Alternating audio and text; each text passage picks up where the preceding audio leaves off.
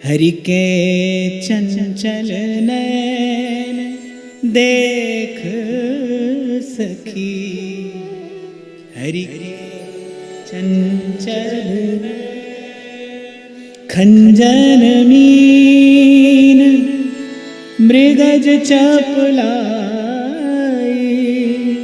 खंजन mean मृगज चपलाई, नहीं पट कर एक सैन देख सकी, हरि के चंचल नैन देख सकी, हरि के चंचल नैन देख सकी, हरि के चंचल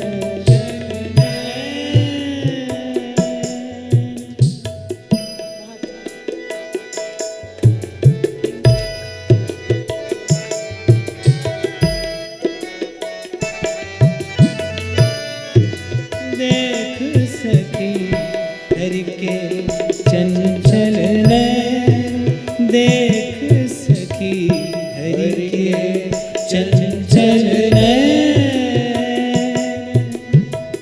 खंजन मीन मृगज चपलाई, खंजन मीन मृगज चपलाई, नहीं पट तर एक सैन देख सके, नहीं पट कर एक सैन देख सके, हरि के चंचल नैन देख सके, हरि के चंचल नैन अवलोकन जलधार तेज अति, अवलोकन जलधार तेज अति, तहाँ न मन ठहराई, तहाँ न मन ठहराई। और बलिहारी है श्री सूरदास जी की भी, ये वस्तुतः रस के सागर हैं। सूरदास जी कहते हैं प्रभु का अवलोकन कैसा है, अवलोकन जलधार तीव्र अति, बड़ी तीव्र जल की धारा बहकर आती हो तो बड़ी से बड़ी वस्तु को भी वो अपने संग बहा कर ले जाती है। प्रभु की चितवन कैसी है, कैसी है प्रभु की चितवन, अवलोकन जलधार तीव्र अति, तो प्रभु देखते हैं तो मानो बड़ी तीव्र गति से प्रेम की रस की करुणा की धारा बहती हो, और उस धारा के बहने से होता क्या है, सूरदास जी कह रहे हैं मन भी उसी के साथ साथ बह जाता है, जो मन है वो उसके संग बह जाता है।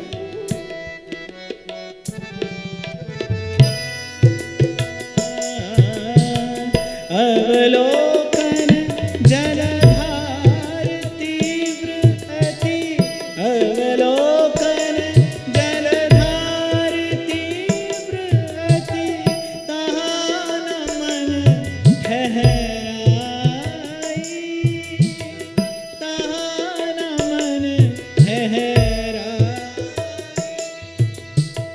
सूर श्याम लोचन अपार छवि, सूर श्याम लोचन अपार छवि, उपमा सुन शरमाई, उपमा सुन शरमाई, हरि के चंचल नैन देख सकी, हरि के चंचल नैन।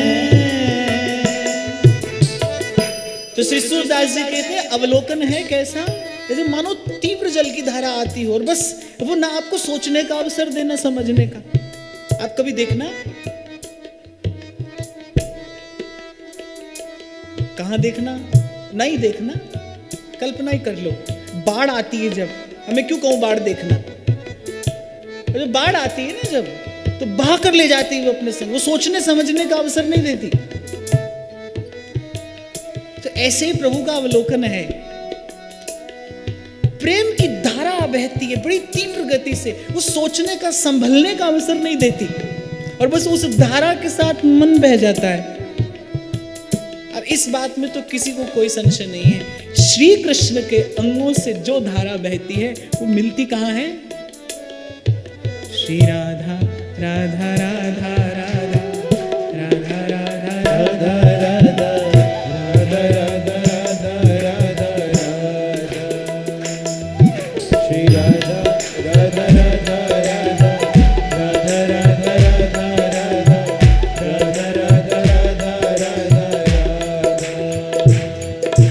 मेरे महाप्रभु सुधानिधि में इस रहस्य को उजागर करते हैं। किंच श्याम रति प्रभा लहरी बीजम, श्री कृष्ण के श्री अंग से जो सौंदर्य और माधुर्य की लहरी उठती है उसका मूल कौन है?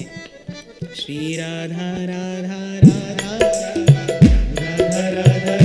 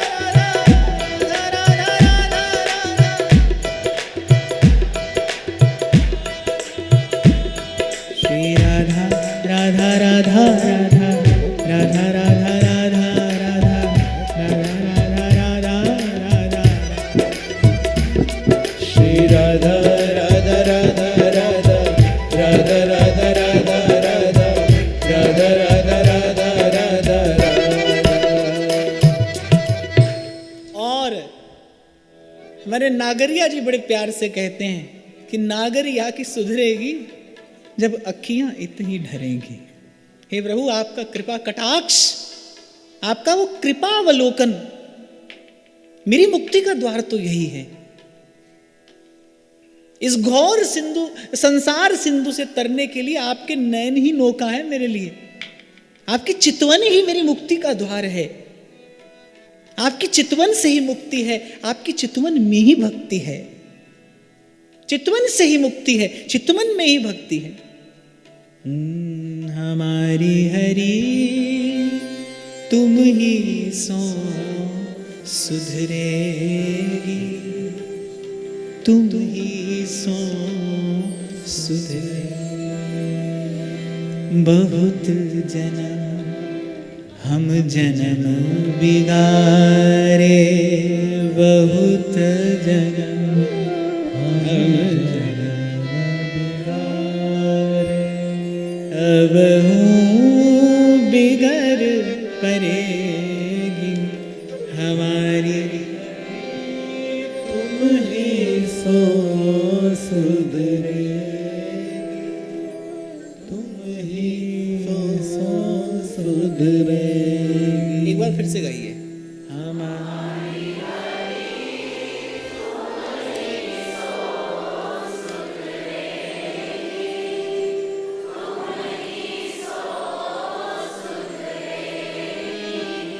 आपको पता है अब तो आप राग भी गाने लगे हैं।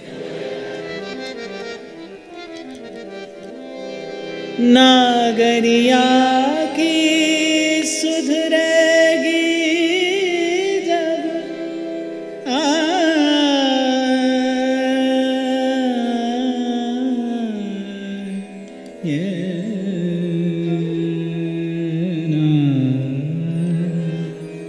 नागरिया की सुधरेगी जब अखियां इतही ढरेंगी, अखियां इतही ढरेंगी। हमारी हरी तुम ही सो सुधरेगी, तुम ही सो सुधरेगी, बस अखियां इतही ढरेंगी। यद्यपि प्रभु मुझ में कोई पात्रता नहीं, कोई योग्यता नहीं, मेरी करनी में ऐसा कुछ भी नहीं कि आप मेरी ओर देखें, मेरी करनी में ऐसा कुछ नहीं प्रभु। और मैं जानता हूं मैं सब साधन करके भी ऐसी कोई योग्यता, कोई पात्रता अर्जित नहीं कर सकता। श्री गोसाई जी की वाणी है, वो कहते हैं हे गोकुलेश, आपकी कृपा का एकमात्र हेतु है दैन्य। एक और बात सूरदास जी ने कहा, अवलोकन जलधार तीव्र अति, तहां न मन ठहराए। लेकिन जल की धारा बहती कहां है? जहां भूमि नीची होती है, जल की धारा उस ओर बहती है। तो प्रभु की जो कृपा दृष्टि है, प्रभु का जो कृपा प्रवाह है, वो आता तो बड़ी तीव्र गति से है, लेकिन आता उस ओर है जहां पर हृदय झुका होता है, जहां पर विनम्रता होती है, जहां पर कृतज्ञता होती है। श्री गोसाई जी कहते हैं, गोकुलेश, आपकी कृपा का एकमात्र हेतु दैन्य है, जिसका मुझ में लेश भी नहीं है। और मैं जितना प्रयास करता हूं उतना असफल होता हूं। इसीलिए तुम आशा विश्वास हमारे, तुम धरती आकाश हमारे। इसीलिए आचार्य चरण की आज्ञा है, सदा सर्वकालेन भजनीयो ब्रजाधिप। इसे ही कहते हैं सब द्वारन को छाड़ के और गहो तिहारो द्वार। आप समझ लीजिए, आप बहुत बड़ा यज्ञ कर लेंगे यदि आप केवल इतनी बात पर भरोसा कर लें कि प्रभु की कृपा के अतिरिक्त आपका मेरा कल्याण और कहीं से नहीं हो सकता। ये बहुत बड़ा यज्ञ है।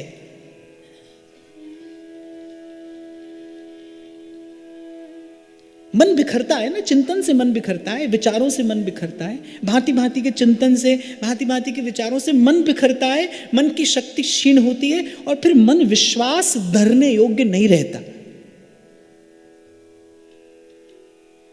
इसीलिए जब मैंने श्री मुखचंद्र के माधुर्य की चर्चा की,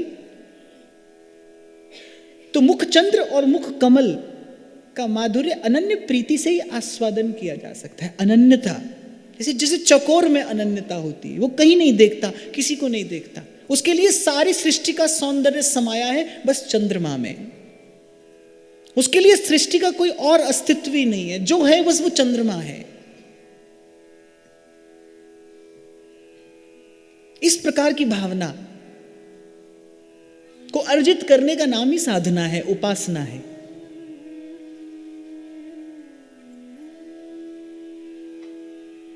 तो अनन्य प्रीति से युक्त होकर मुख कमल के माधुर्य का, मुखचंद्र के माधुर्य का आस्वादन किया जा सकता है।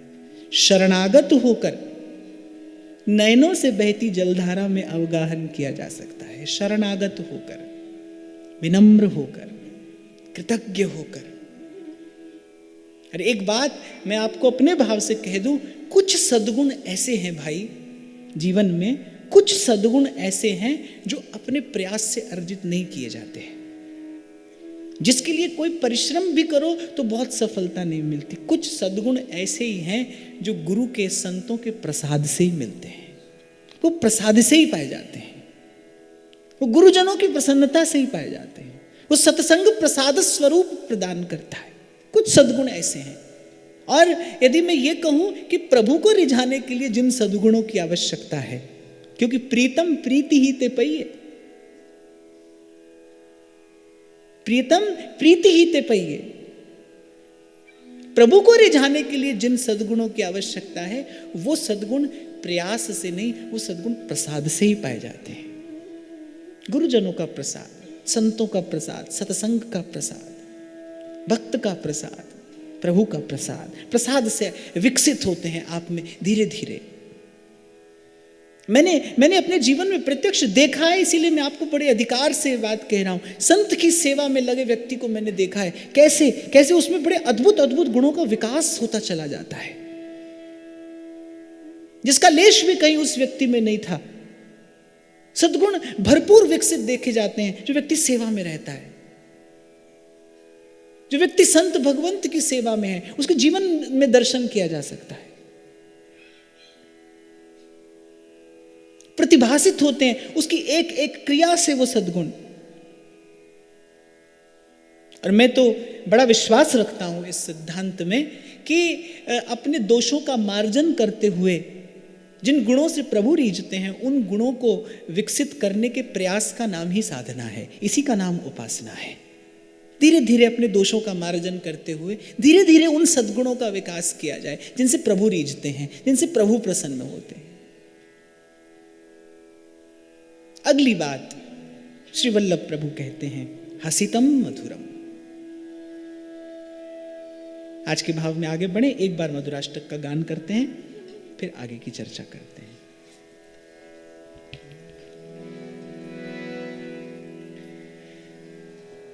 अधरम मधुरम वदनम मधुरम नयनम मधुरम हसितम मधुरम।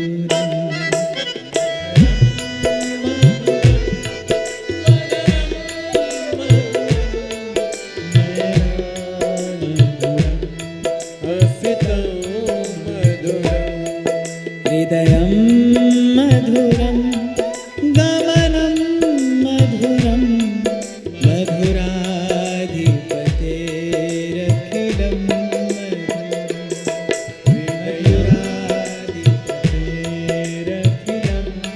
मधुरं वचनं मधुरं चरितं मधुरं वसनं मधुरं वलितं मधुरं वचनं मधुरं चरितं मधुरं वसनं मधुरं वलितं मधुरं चलितं मधुरं भ्रमितं मधुरं मधुराधिपतेरखिलं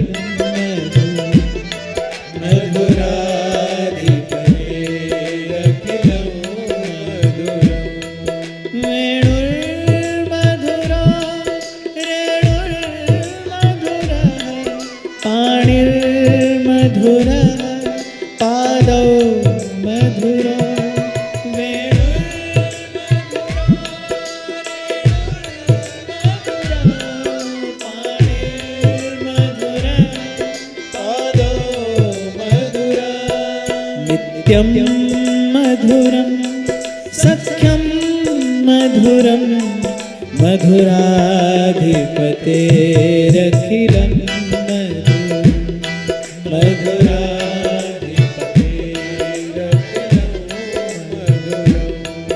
गीतं मधुरं पीतं मधुरं भुक्तं मधुरं सुप्तं मधुरं गीतं मधुरं पीतं मधुरं भुक्तं मधुरं सुप्तं मधुरं रूपं मधुरं तिलकं मधुरं मधुराधिपतेरखिलं